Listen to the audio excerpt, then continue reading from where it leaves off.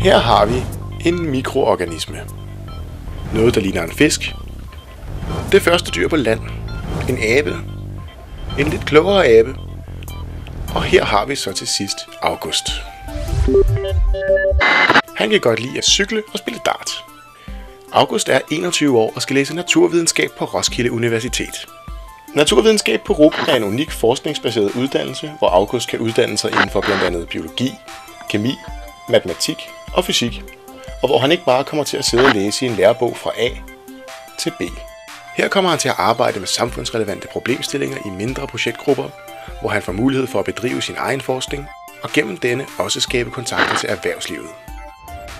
Projektarbejdet på RUC giver August mulighed for at gå i dybden med sin undervisning og målrette sin uddannelse i præcis den retning, som passer til hans interesser og fremtidige jobønsker.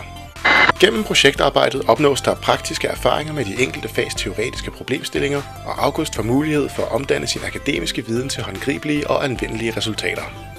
Men studiet er meget mere end blot kemiske forsøg og eksperimenter på aber.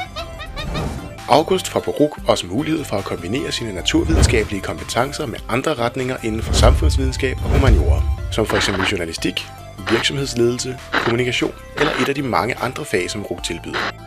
Så i teorien kan August f.eks. blive den første molekylærbiolog inden for filosofien, eller den første fysiker inden for performance design. Og hvem ved, hvad det kan føre til.